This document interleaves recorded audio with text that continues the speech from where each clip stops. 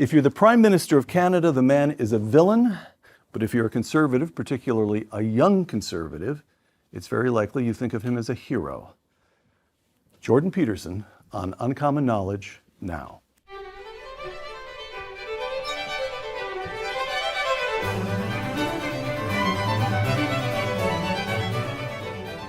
Welcome to Uncommon Knowledge. I'm Peter Robinson. In 2016, the Trudeau government enacted legislation making it illegal to discriminate on the ground of, quote, gender expression, close quote. Jordan Peterson, a clinical psychologist at the University of Toronto, objected. In particular, he flatly refused to use politically correct gender pronouns, said so in videos, and went viral. In 2017, he began a series of podcasts called The Psychological Significance of Biblical Stories that has been viewed by millions. In 2018, he published a book, 12 Rules for Life, An Antidote to Chaos, that became an international bestseller. Last year, he published another bestseller, Beyond Order, 12 More Rules for Life. And then he resigned from the University of Toronto, we'll come to that, to devote himself to lectures and podcasts. Jordan Peterson, welcome. Thank you, thank you. I should note, by the way, that we're filming today as part of the Classical Liberalism Seminar at Stanford. All right, question one. The February protest by Canadian truckers. They're protesting COVID restrictions. Some of them block border crossings.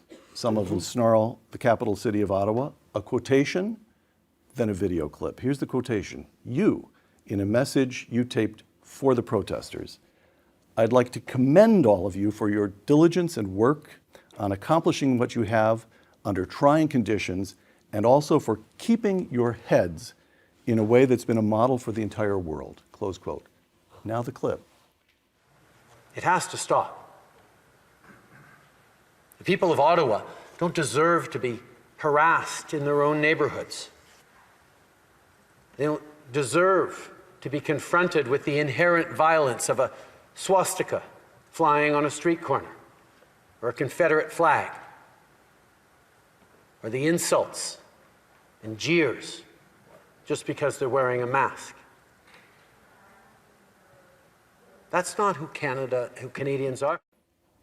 All right, so I can hardly even look at him. Here's the first question.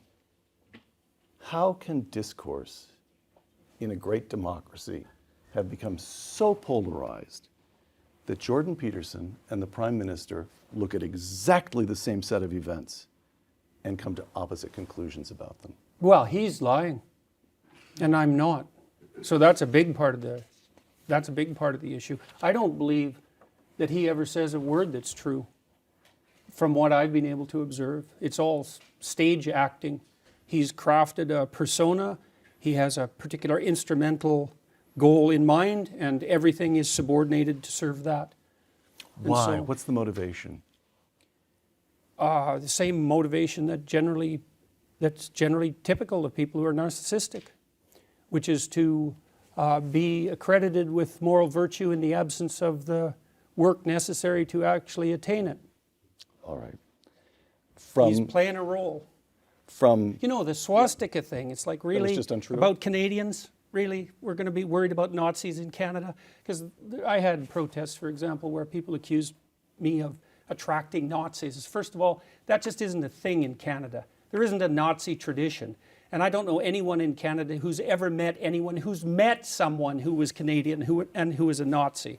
And so that's just a non-starter. And so when that sort of thing gets dragged into the conversation, right off the bat, you know, the Canadians shouldn't be subjected to the inherent violence of a swastika. First of all, it's not even obvious what that swastika was doing there. There's reasonable evidence to suggest that the person who was waving it was either a plant or someone who was making the comment that that was what was characteristic of the government, not of what they believed. Now, no one knows, because the story around that event is messy, and it's not like there were credible journalists who were going in there to investigate thoroughly.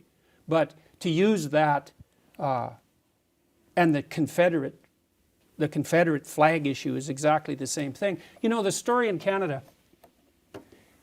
our Prime Minister implemented the Emergencies Act, and so the question was why?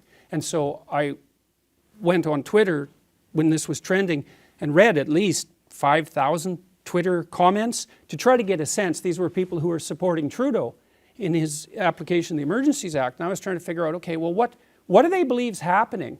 And the story seemed to be, and this is as far as I can tell, and maybe I'm wrong, the story was something like, "Make America Great Again," conservative Republicans on the pretty far right were attempting to destabilize Canadian democracy.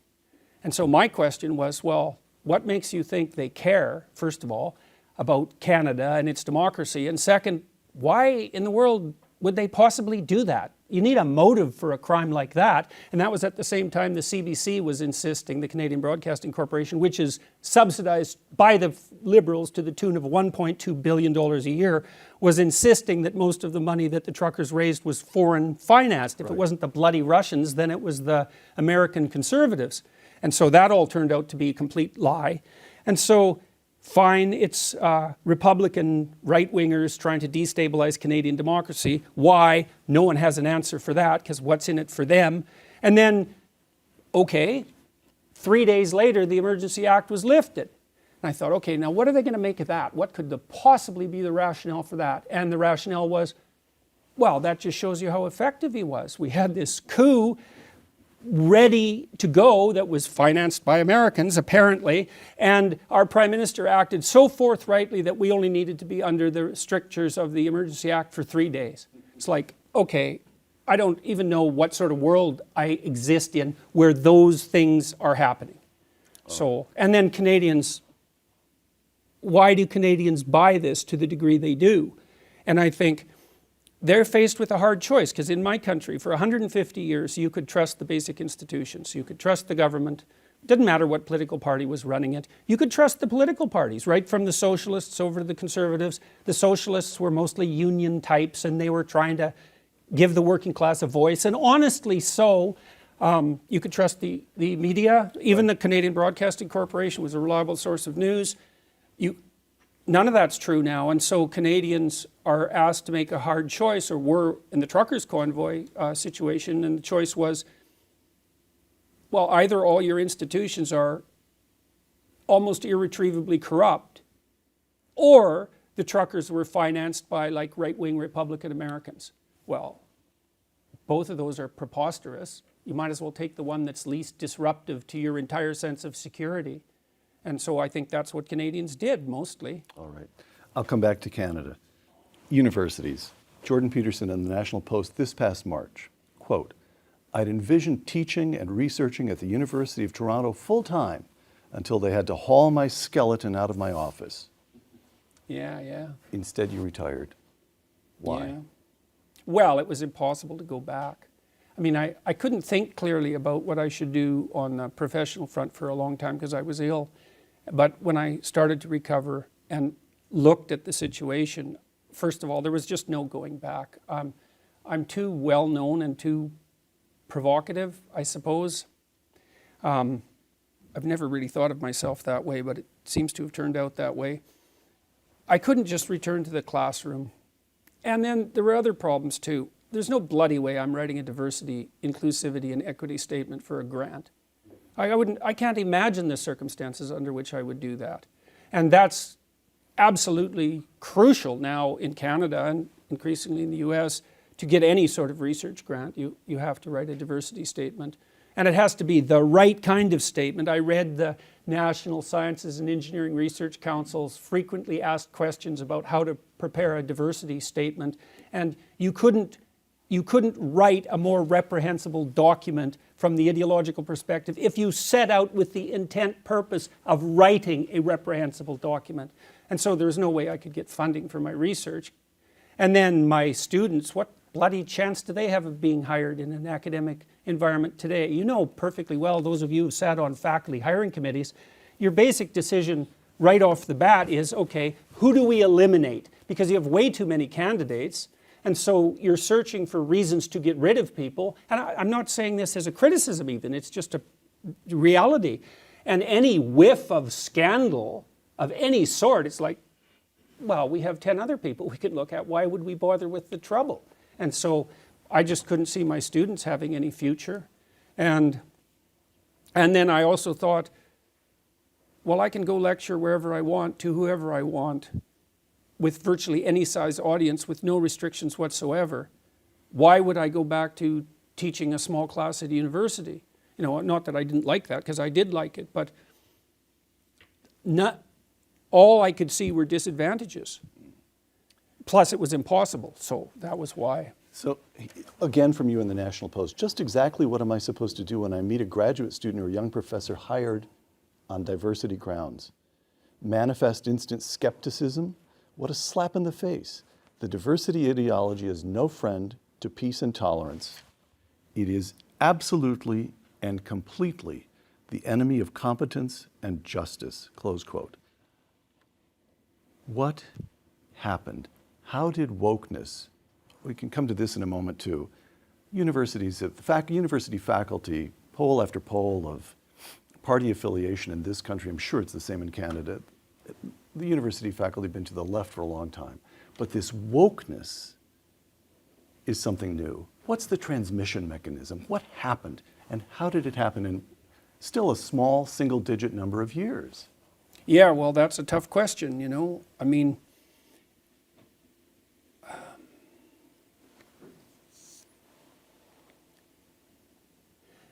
I've tried to put my finger on the essential elements of what you might describe as political correctness or wokeness, and I've done that a variety of ways. I had a student, for example, this is quite a promising line of research. Her name, Christine Brophy, was her name.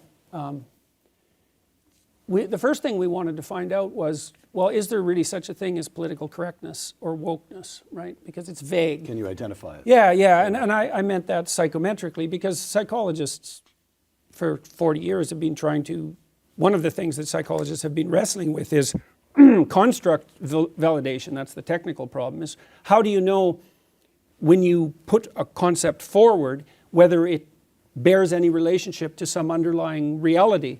And so you can think of, well, is there such a thing as emotional intelligence? Is there such a thing as self-esteem?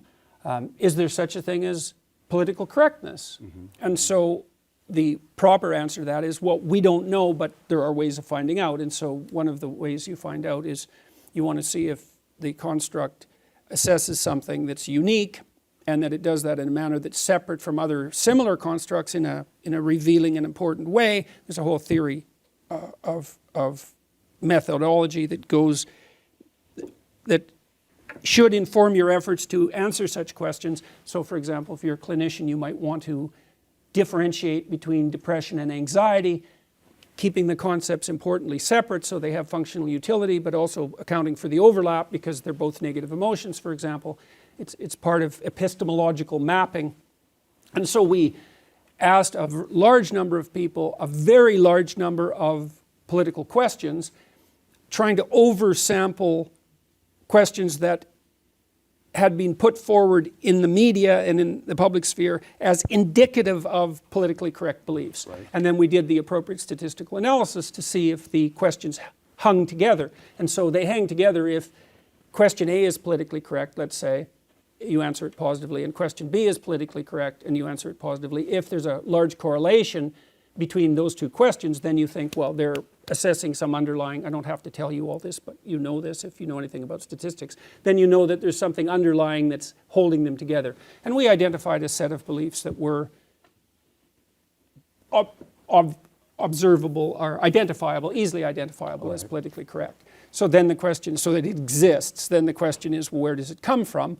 And we haven't done empirical analysis of that, but I think if you're reasonably familiar with the history of ideas, you can see two streams, two broad streams. One is a postmodern stream that basically emerged out of literary criticism, and it's predicated on what I think is actually a fundamental and a valid critique, which is that it's very, very difficult to lay out a description of the world without that description being informed by some value structure. That's at the core of what's useful about the postmodern critique. I think that's at the core of it. And I actually happen to believe that. I don't think you can look at the world except through a structure of value. the question then is, well, what is the structure of value, and also what do you mean by a structure of value? And that's where the postmodernists went wrong, and where I think our whole society went wrong, because the radical left types, who were simultaneously postmodern, turned to Marxism to answer that question and said, well, we organize our perceptions as a consequence of the will to power.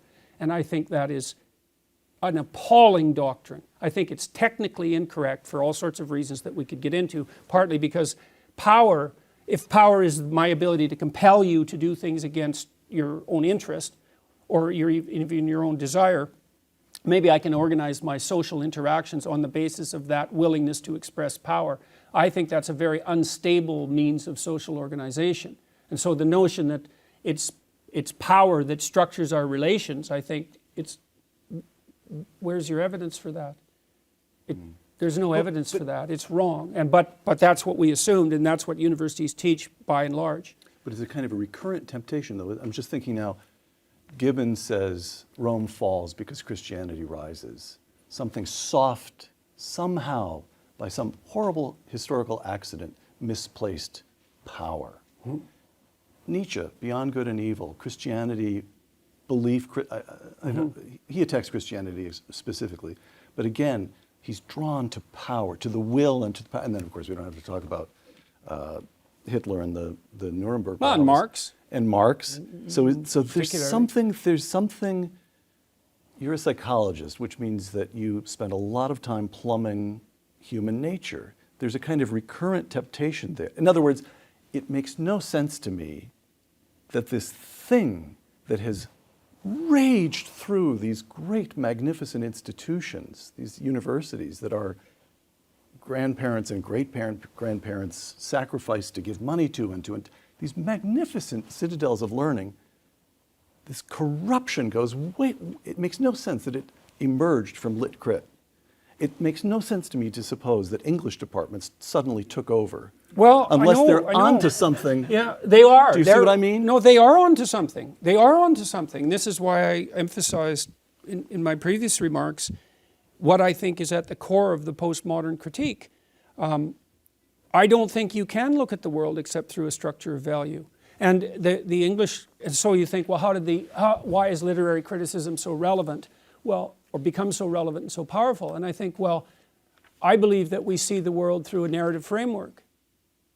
And so that, if that's true, and we could talk a little bit about that, what I mean by that, I think you need a mechanism to prioritize your attention. And because attention is a finite resource and it's costly, so you have to prioritize it. And there's no difference between prioritizing your attention and imposing a value structure. Those are the same thing. And then I think that the mechanisms that we use to prioritize our attention are stories. And that means that the people who criticize our stories actually have way more power than you think, because they're actually criticizing the mechanism through which we look at the world. And so the postmodernists would say, look, you even look at the scientific world through a value-laden lens. And I think, yeah, you do. They're right.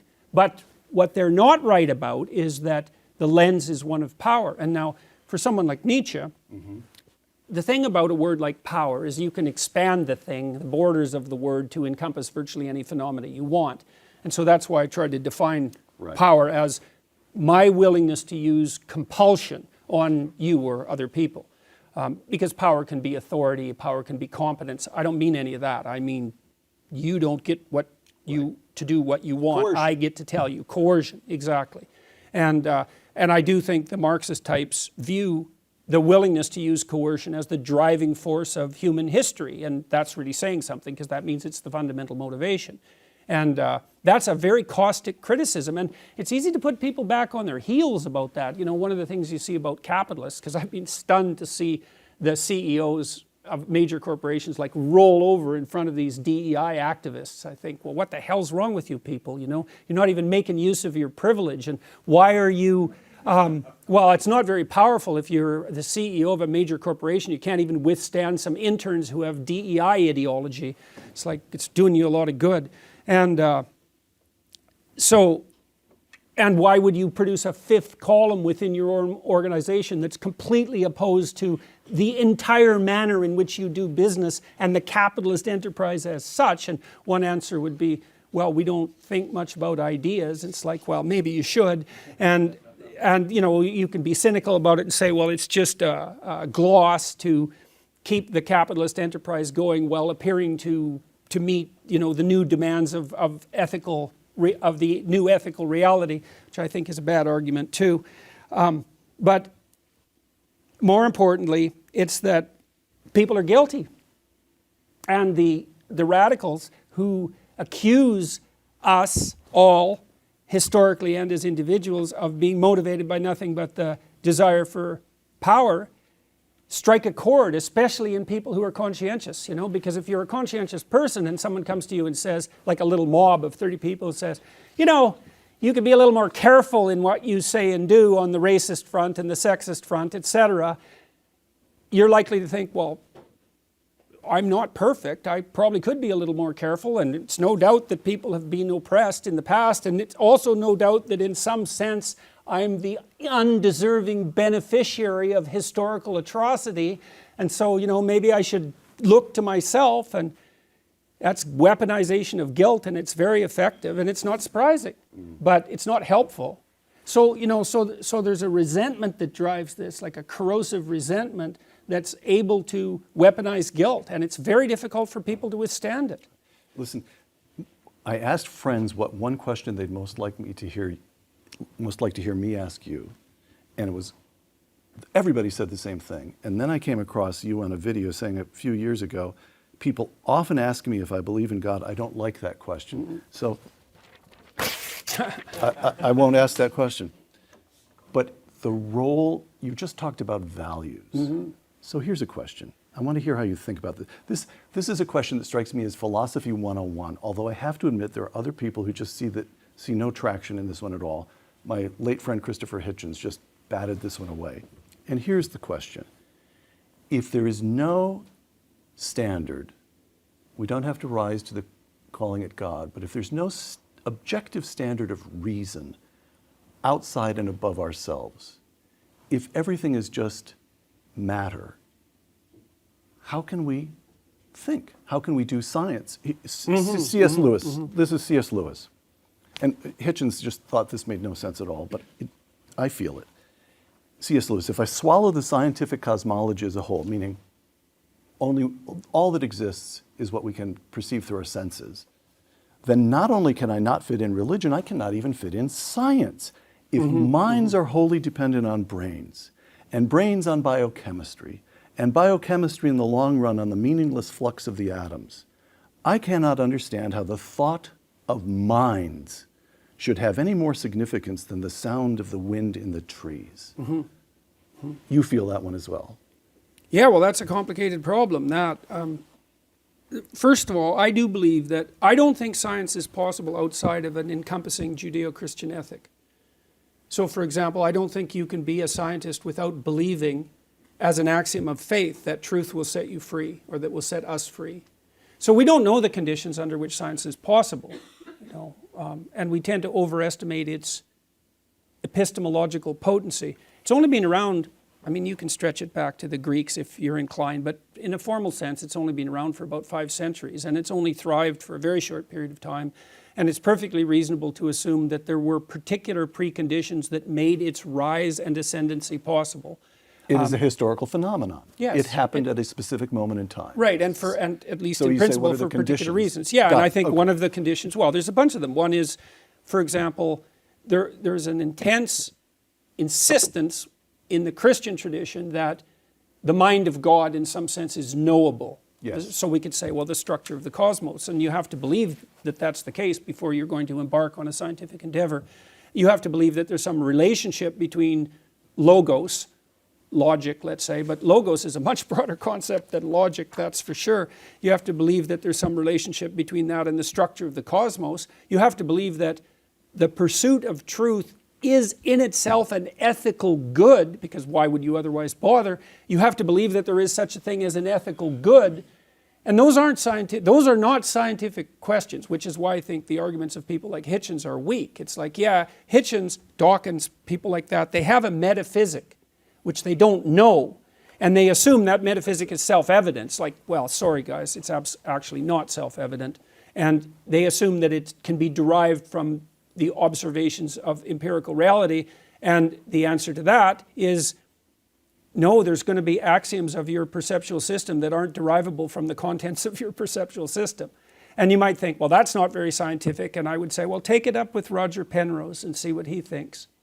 Because I just talked to him for like 3 hours partly about this topic, about, say, the role of consciousness and the structure of consciousness. And it's by no means obvious that the materialist reductionists have the correct theory about the nature of consciousness. And not surprisingly, it's like we don't understand the relationship between consciousness and being at all.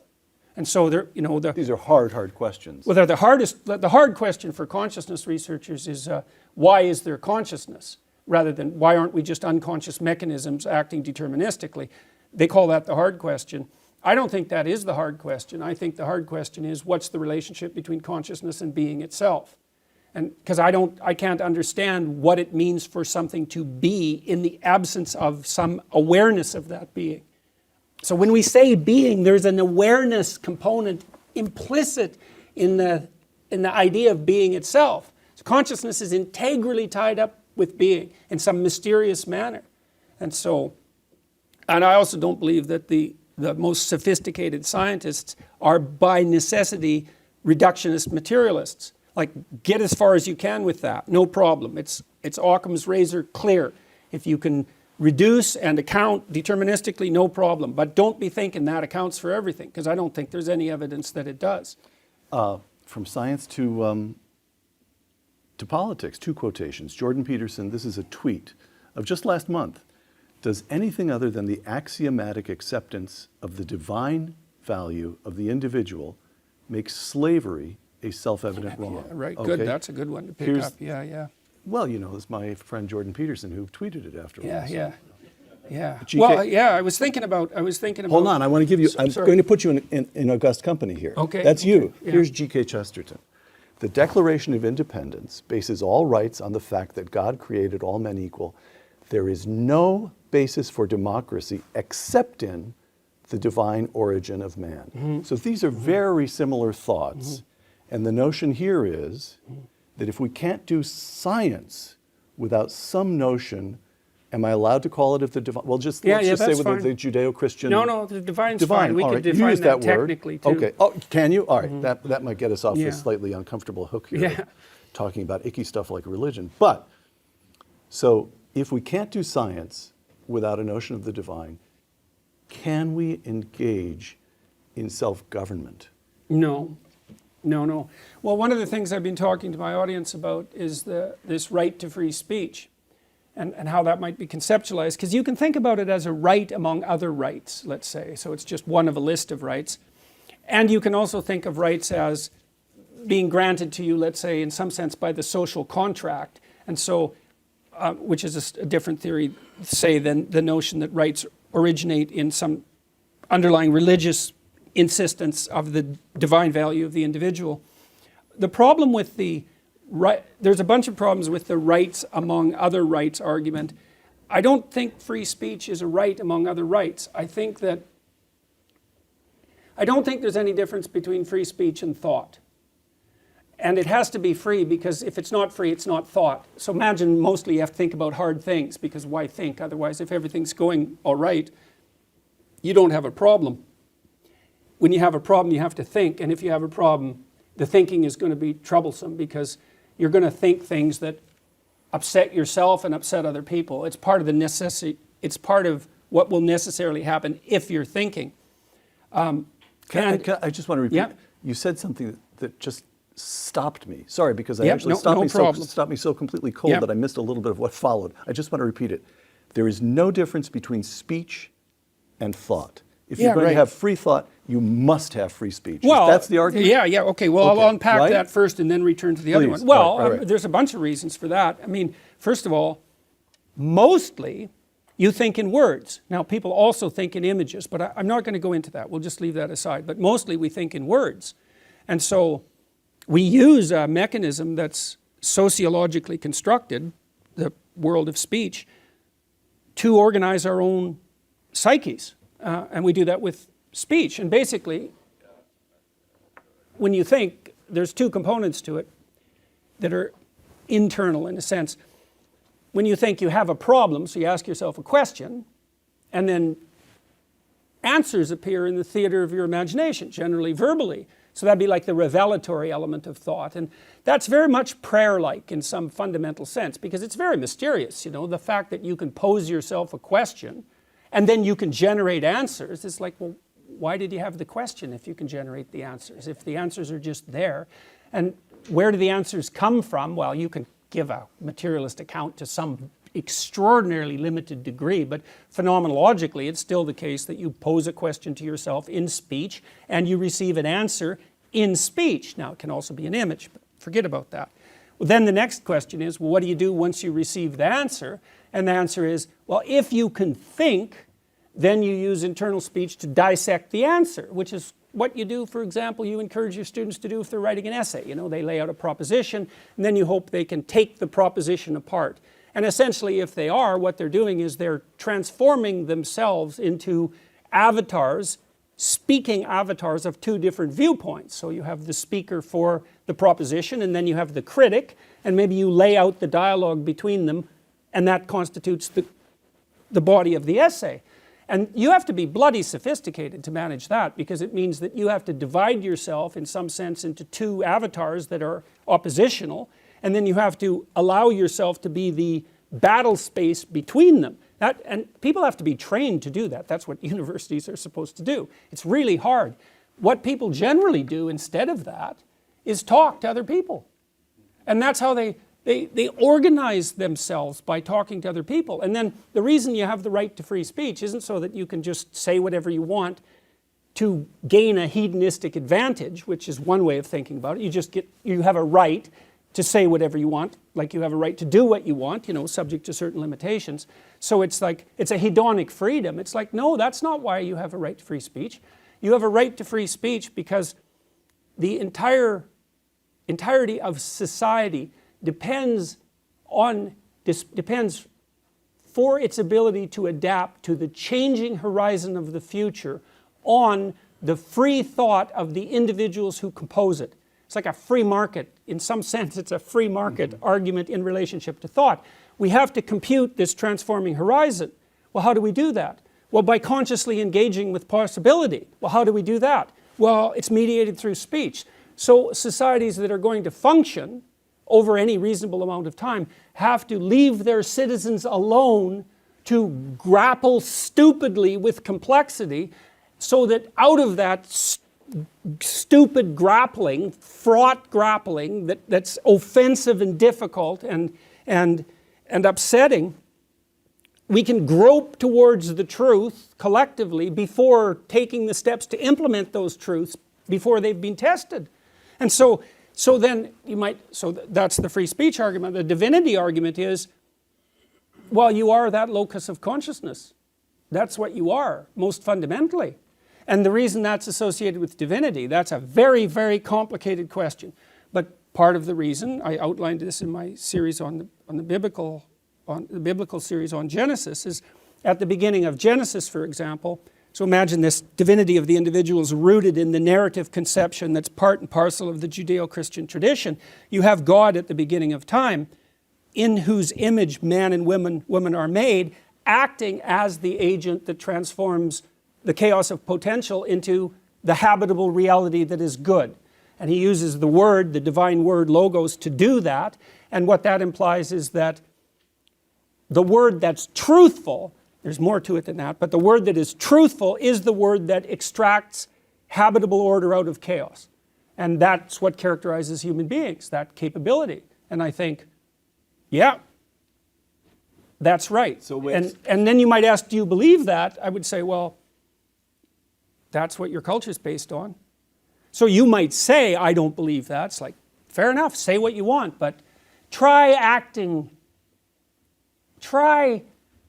basing your personal relationships on any other conception than that and see what happens.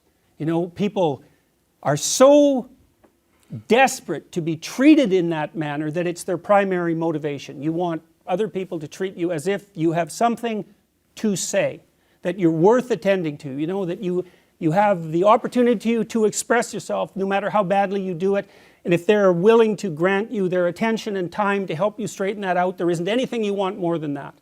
And if you try to structure your social relationships on any other basis than that intrinsic respect for their intrinsic value, it's going to fail. Okay, we've talked about faculty, students, the kids. A couple of statistics. According to Gallup, the proportion of Americans who claim no religious affiliation among Americans over 76 years old, just 7%. 93% of the oldsters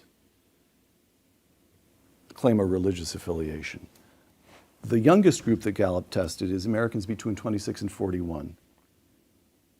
Almost a third claim no religious affiliation, item one. Item two, I'm reasonably certain this is the same in Canada, at least in Eastern Canada, but certainly in the United States, poll after poll after poll shows that young people are far more open to socialism, or to, at least to what we would say farther, not just left of center, but farther left political aims. They're the ones who most fervently support this. By the way, this is an inversion from the Reagan years in the 80s when the kids were more conservative than the older. That's not the case now.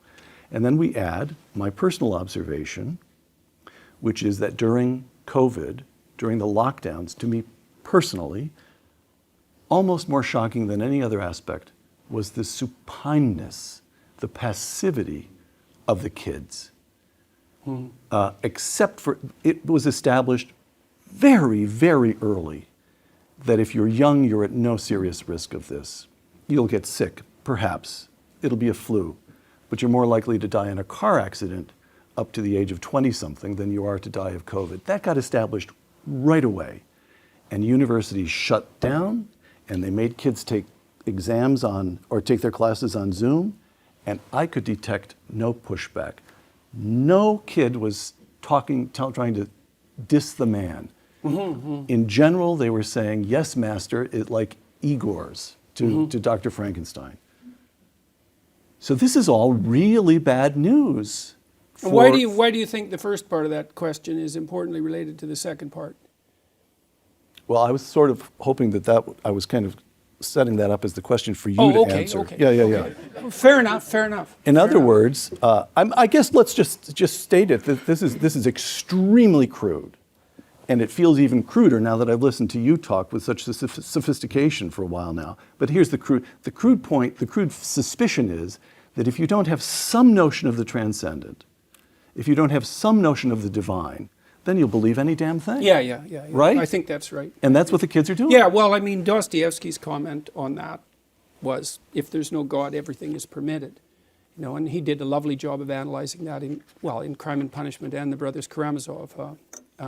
And I think it's true. I think if you believe nothing, you'll fall for anything. And I really do believe that's the case. And, you know, you might say, well, what do you mean? You mentioned earlier that people like to ask me if I believe in God. And I always think, well, who are you to be asking that question? First of all, you have some notion of what you mean by believe that you think is just accurate because you know what believe means. And so you have an a priori theory about belief. And now you're asking me if my belief in God fits into your a priori theory. It's how about we start by questioning your a priori theory of belief? Because I don't even know what you mean by believe, and neither do you. Especially when we're asking a question that profound. Because, you know, do you believe in God? There's two mysteries there. Well, three. You believe God. All three of those are subject to question. I think people act out what they believe. And so when people ask me if I believe in God, I say generally that I act as if God exists, or I try to act as if God exists. And they're not very happy about that because they want me to abide by the implicit rules of their question, which is no, do you believe in the religious view as a pseudoscientific description of the structure of reality? It's like, well, I don't even know how to answer that question because it's so badly formulated I can't get a handle on it. Do you believe that there's something divine? Well, let's try to define divine. Here, we can do that for a moment. Most of us have some sense that literary stories differ in their depth. I don't think that's an unwarranted proposition. Some stories are shallow and some stories are deep. Some stories are ephemeral and some move you deeply, whatever that means. It's a metaphor, but we understand what it means. Imagine there are layers of literary depth. And one way of conceptualizing the layers of literary depth is that the deeper an idea is, the more other ideas depend on it. Right? And so you have fundamental ideas that are fundamental because if you shake that idea, you shake all the ideas that are dependent on them. And then I would say, well, the realm of the divine is the realm of the most fundamental ideas. And you don't get to believe in that or not, because the alternative is to say, well, all ideas are equal in value. It's like, okay, well, try acting then. And you can't, because you can't act unless you prioritize your beliefs. And if you prioritize them, you arrange them into a hierarchy. And if you arrange them into a hierarchy, you accept the notion of depth. And so that's a no-go. When we use language of the divine, we're talking about the deepest ideas. And so I believe that the notion that each individual is characterized by a consciousness that transforms the horizon of the future into the present, that's a divine idea. It's so deep. And our cultures necessarily, I think functional cultures are necessarily predicated on that idea. So I don't just think it's a Western idea. I don't think you can have a functional culture that in some sense doesn't instantiate that idea, because you interfere with the mechanism of adaptation itself by not allowing it free expression. You know, and you can be like my prime minister and you can say, well, I really admire the Chinese Communist Party because when it comes to environmental issues, they get things done. And I think I couldn't begin to tell you how many things are wrong with that statement. It would take like 15 years to tell you why you're an inexcusably narcissistic idiot. But we can start like simply. If you know what you're doing and you have power, if you know what you're doing, maybe you can be more efficient in your exercise of, in your control over movement towards that goal. Let's just assume for a minute that you do know what you're doing. Well, maybe if you have power, then you're efficient. Fair enough, man. What about when you don't know what you're doing? How about then? Where do you turn? Because what that means is your ideology failed you. And do you have a mechanism for operating when you don't know what you're doing? Well, no, because we always know what we're doing because we're totalitarian and we have a complete theory of everything. And don't say anything to the contrary or else. We've got it all wrapped up. Yeah, except when you don't. And so what do we do in free societies when we don't know what we're doing? Well, we let people talk. And out of that babble, out of that noise, and American culture is particularly remarkable in this regard, you have this immense diversity of opinions, most of which are completely useless, and some of which are absolutely redemptive. And one of the things that's so remarkable as a Canadian observing your culture in particular is that, you know, you guys veer off in weird directions fairly frequently and things look pretty unstable, and then there's some glimmer of hope somewhere that bursts forward in a whole new mode of adaptation, and away you go again. And that just happens over and over and over. And that's a consequence of real diversity, And it's definitely a consequence of like freedom of association and freedom of speech, because it enables all that. George, so, all right, that's optimistic. And I always like to end the show on an up note here, but I'm not quite ready to end the show yet. So I want to hold that, I'll put a pin in the optimism. You mentioned Trudeau's admiration for the Chinese Communist Party. Ray Dalio, billionaire. Mm-hmm. On China, empires rise when they're productive, financially sound, earn more than they spend, and increase assets faster than their liabilities. Objectively, compare China with the US on these measures, and the fundamentals clearly favor China. Close quote. Now, this is Jordan Peterson writing about communism in your introduction to the 50th anniversary edition of the Gulag Archipelago. The 50th anniversary of the publication of that in the West takes place next year. Jordan Peterson, no political experiment has been tried so widely with so many disparate people in so many different countries and failed so absolutely and catastrophically. How much proof do we need? Why do we still avert our eyes from the truth? Now I have I'm setting this up because this next quotation I think is actually quite beautiful, and I really want to see what you do with it. Ray Dalio gives voice to this persistent temptation. Jordan Peterson says, why? Why do we still feel tempted? And Dostoevsky, in The Legend of the Grand Inquisitor, the Grand Inquisitor is speaking to Christ, and he says to Christ, you're all wrong. Receiving their bread from us, the people will clearly see that we take the bread from them to give it back to them, and they will be only too glad to have it so, as we will deliver them from their greatest anxiety and torture, that of having to decide freely for themselves. Never was there anything more unbearable to the human race than personal freedom, close quote. It's too hard. Dr. Peterson, it's just too hard. Canada had a good run. The United States had a good run. But sustaining free societies across the decades and across the generations is just too hard for human nature to bear. No, you're not supposed to agree with that. Well, two things. The first thing is that man does not live by bread alone. So that's the first rejoinder. And the second is, with regards to difficulty, well, the only thing more difficult than contending forthrightly with existence is failing to do so.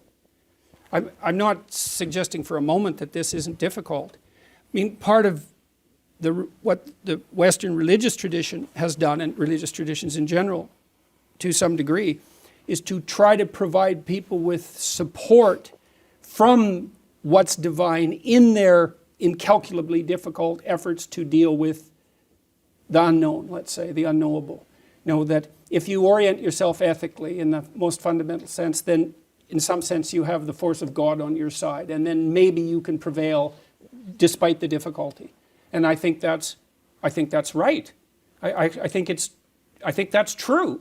So, and you can ask yourself, I try to ask these questions seriously, and I would also say that I've been driven to my religious belief, such as it is, by necessity, not by desire.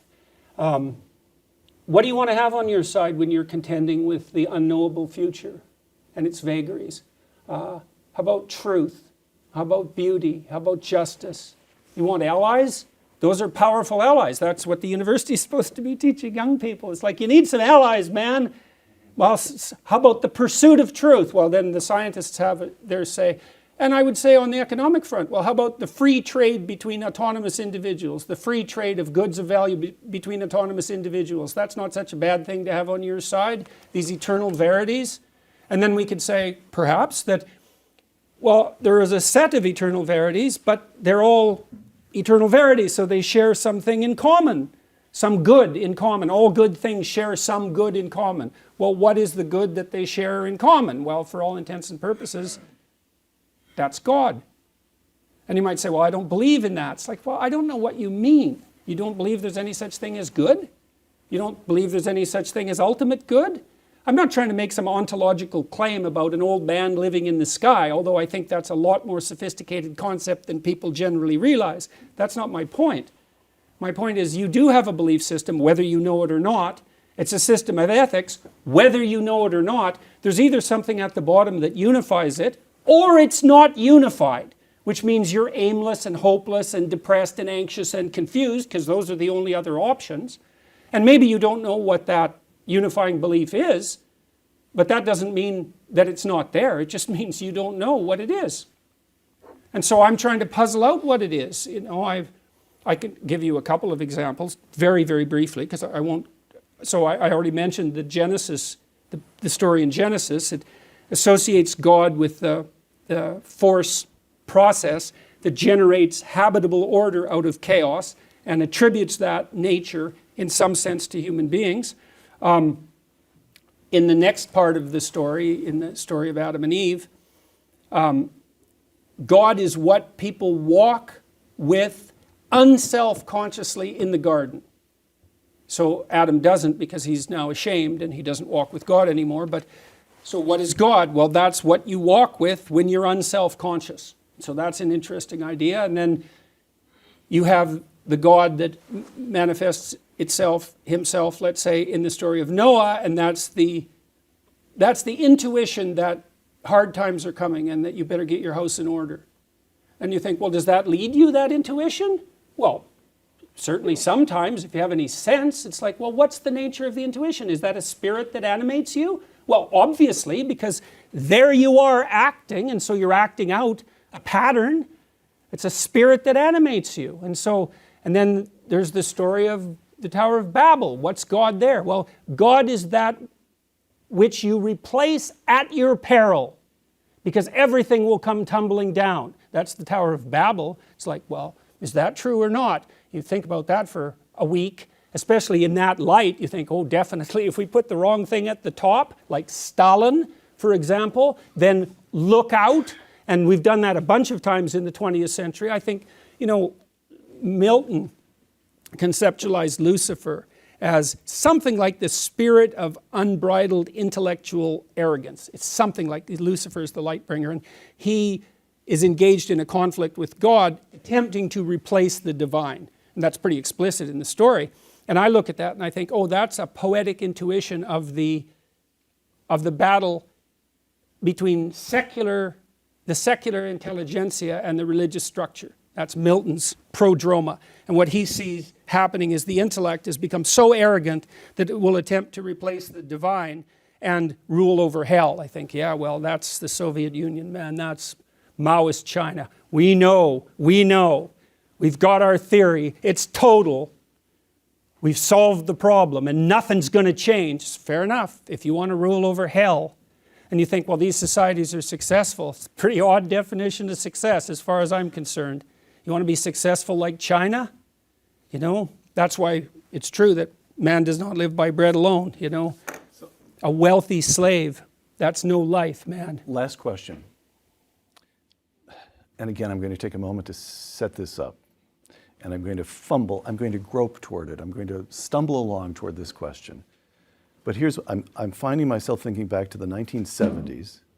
Canada's part of this, but I know the American story better.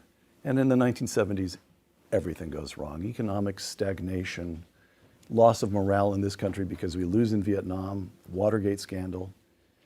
We're on the defensive as the Soviets advance in Africa, Latin America. And then in the 1980s, it all turns. And we go from 1979 and the national humiliation of the Iranian hostage crisis and the Soviet invasion of Afghanistan to 1989, 1 decade, just 10 years later, the Berlin Wall comes down. So the question here is the loss of freedom of speech, the corruption of the universities, the rise of China, which is in all kinds of ways a more formidable opponent than the Soviet Union was. In all kinds of ways, one could argue that we're in a worse position now than we were in the 70s. And so what I want to know is, are you speaking to those few who have eyes to see and ears to hear? Do you believe that we are capable? Do you hope to prompt another kind of restoration? Or is Jordan Peterson the fascinating, eloquent, compelling champion of a lost cause? Well, I mean, when I spent a lot of time at the various universities I was associated with studying motivation for atrocity, because I was very curious about that as a psychologist, not as a sociologist or an economist or a political scientist. You're an Auschwitz guard. Okay, what's motivating you as an individual? And I wanted to understand it well enough so that I could understand how I could do that, because one answer to that is, well, that sort of behavior is so far beyond the pale that it's completely incomprehensible. It's just a manifestation of, say, like intense psychopathy, and a normal person can't even imagine it. And I think, that evidence doesn't really suggest that, because it isn't obvious that all the people involved in the Nazi movement, for example, were criminally pathological, that they were deviations, like incomprehensible deviations from the norm. It'd be lovely to think that, and it would make the world a lot simpler, but I think the evidence mostly suggests that no, you can get ordinary people to do that sort of thing, and maybe even to enjoy it. And so that's pretty bloody terrifying. And so I tried to understand that, and I think I did to some degree, although we can't go into that. A fair bit of that's a consequence of envy. It's the spirit of Cain, I would say, if you had to sum it up in a phrase. But that isn't the issue. The issue is, how do you stop it from happening again? And because that's supposed to be what we're concentrating on, let's say, in the aftermath of the Second World War. Never forget, which should mean something like, how about we don't do this again? And so my question was, well, how do we best go about that, ensuring we don't walk down that road again?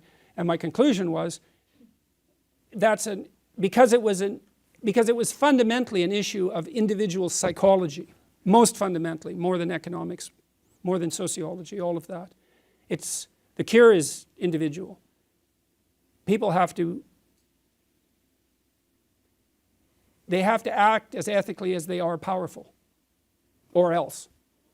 And so I've been trying to convince people to do that, I suppose, or to put forward, not to convince them precisely, but to put forward an argument about why that's necessary and why it's on them. It's like, no, this is on you. You got to understand this problem. It's you. You don't get it right, it isn't going to work. And so how do you do that? Well, you start with what you have under control in your own life, because where else are you going to start? You look to yourself. Put your house in order. Don't be worried about some other person walking the satanic path. And that's what activists do all the time, right? It's you. It's the corporations, like it's someone else. No. It's you. And I think that's also fundamental to the Judeo-Christian doctrine, is that it's you. It's on you. Redemption's an individual matter. And so my hope is that if enough people take themselves with enough seriousness, then we won't end up in hell. Because we certainly could. It's a high probability. And I also don't think that you can be motivated enough to put your house in order to the degree that's necessary merely by being attracted, let's say, to the potential utopia that might emerge as a consequence of that. So that'd be a vision of heaven, let's say. Mm-hmm. No, you need to also be terrified of hell. I think, well, there's no such thing. It's like, just because you haven't been there doesn't mean there's no such thing. It's like, you have to be pretty bloody naive to think there's no such thing. Like, how much evidence do you need? And how does it come about? Well, it comes about, at least in partial, consequence of the sins of men. And I think that's true. So I go around and I talk to people. I say, look, there's not only more to you than you know, there's more to you than you can imagine. You have an ethical responsibility to act in that light. And you might claim not to believe that, but I would say, well, your whole culture is predicated on that belief, and insofar as you are an active member of that culture and a believer in its structure, then you believe it. You might not be very good at believing it, you might be full of conflict and doubt, and you might not be able to articulate it, but it's still right at the bedrock of your culture, this notion of what? The divine sovereign individual. Is that not what your culture is predicated on, that idea? The logos inherent in each person? It's something other than that? I've never seen a credible argument made to show that it's anything other than that. You know, you can say, well, rights are attributed to you by the state. It's like, sorry, that's a weak argument because the state's dependent on your actions. So, you know, to believe that, you have to believe that the state is the entity and that individuals are just subordinate in some fundamental sense to the state. It's like, no. The state is dependent on the individual to exactly the same degree. So we're the active agent of the state in some sense. We're the seeing eye of the state, the speaking mouth of the state, because the state's dead without the individuals that compose it. Incoming freshmen next year, University of Toronto, Stanford University, 18-year-old kids coming into this. We've been through 3 years of COVID. I won't rehearse it all. Mm-hmm. One sentence, what would you say to them as they begin university at the age of 18 or 19? What's the restorative, the redemptive sentence? What should they do? Don't be thinking your ambition is corrupt. You know, because that's part of the message now. Human beings, we're a cancer on the planet. We're headed for an environmental apocalypse. The entire historical structure is nothing but atrocity, etc., etc. Anyone with any ethical aim whatsoever is just going to pull back. You don't want to manifest any ambition, support the patriarchal structure, exploit the environment. You've got to crush yourself down. You shouldn't even have any children. It's like, no. There's no excuse for that. There's zero excuse for that. I saw a professor at an event, something like this. He came out and trumpeted this bloody environmentally friendly house he built. And, you know, fair enough, man. It was a pretty interesting house, but not everybody had the $4 million that it took him to build it. And I'm not criticizing his money even. It's like, he's had some money. Good for him. He built a house. Okay. But then to trumpet that as a moral virtue, well, you're pushing it there. And then he came out to all the kids and he said, you know, my wife and I decided that we were only going to have one child. And I think that's one of the most ethical things we could have possibly done. And I would strongly encourage you to do the same. I thought, you son of a bitch. You get up in front of these young people. A lot of these kids were children of first-generation immigrants from China. And he showed all these images, you know, of these terrible factories in China, these endless rows of sterile mechanism that were subordinating all the Chinese people to this terrible, you know, capitalist machine. And I thought, you don't understand. Half the audience is looking at those factories and thinking, that's a hell of a lot better than struggling through the mud under Mao, buddy. And so I don't know where he thought he was, but to come out in front of all those kids and basically tell them that the whole human enterprise is so goddamn corrupt that the best thing they could possibly do is limit their multiplication, and to think of himself as a scholar and an educator, it was just, I did say something, by the way. It was rather uncomfortable, and he stomped off the stage. But that's no message for young people. There's no excuse for that. And you think, well, you know, we're going to destroy the planet. We have to do this. We have to demoralize the youth to be ethical. It's like, yeah, really, that's your theory? You're going to demoralize young people to be ethical? That's your theory? It's like, you should go home and think about that for like a year. And I'm passionate about this, you know, because you have no idea how many people that's killing.